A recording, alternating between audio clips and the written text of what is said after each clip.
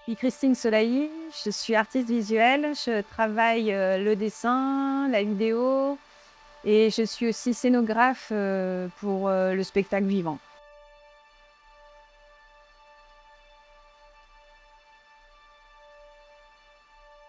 Donc je suis arrivée à la fondation au départ pour accompagner Alain sur un projet d'exposition qu'il avait autour de ce médium. Mais je lui ai demandé à ce moment-là de me donner quelques plaques parce que j'avais envie d'essayer des choses de mon côté sur des plaques. J'avais l'intuition qu'on pouvait essayer de l'aquarelle, qu'il y avait des choses à faire en fait.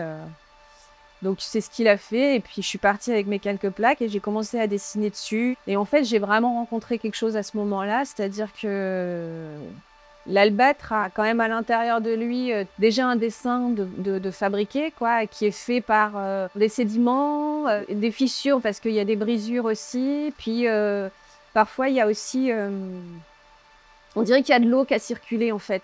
Donc il y a tous ces éléments qui sont figés comme ça dans la pierre. Et il y a toute cette histoire qui est présente.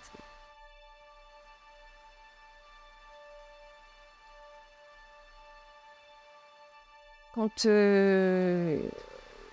j'ai commencé à intervenir dessus, en fait, j'avais cette intuition qu'il ne fallait pas arriver avec un dessin préétabli, enfin, mais plutôt essayer avec le crayon, d'essayer de trouver les premiers traits qui sont déjà là et de révéler en fait au départ la pierre, quoi. Enfin, et en fait, c'est en m'appuyant sur ces fissures, sur ces coulures, sur ces taches parfois un peu jaunes mais qui ne sont pas très affirmées, et en les crayonnant qu'apparaît des premières formes du dessin en fait.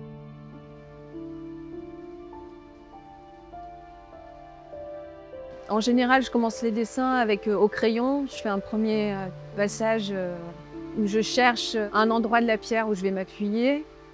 Je les trace, je regarde pour voir si la fissure va donner quelque chose. Et ensuite, quand je suis sûre que c'est celle-ci que je vais utiliser, je la passe à la pierre noire en fait pour l'appuyer. Et généralement, c'est le début c'est ça le début du dessin, c'est le début d'une forme.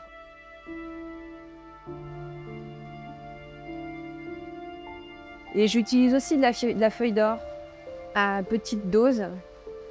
Mais ce que j'aime bien, dedans, c'est que les pièces, elles sont visibles la nuit parce qu'elles sont trop éclairées. Donc à ce moment-là, ces endroits qui sont passés à la feuille d'or deviennent complètement opaques. Donc ça fait des contre-jours. Et en plein jour, en fait, ça permet à la pièce d'évoluer en voyant l'évolution de la lumière ambiante, quoi.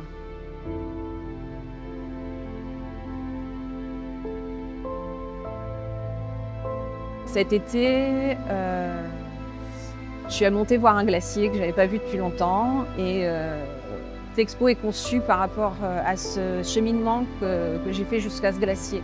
Et du coup, à ce déplacement lent qui est la marche, quoi.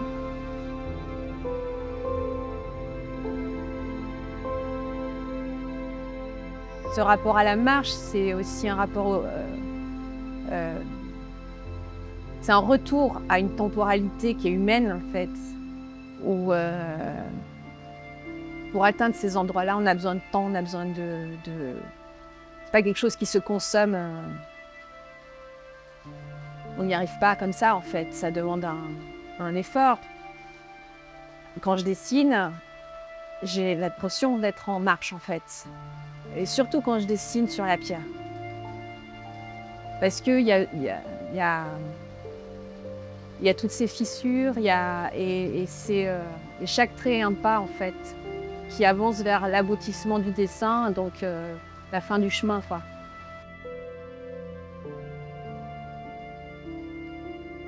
Monter vers le glacier, on suit souvent des torrents et c'est hyper beau, la nature qui est comme ça. Enfin, et tu chemines, on arrive au glacier et en fait, il n'y a presque plus rien.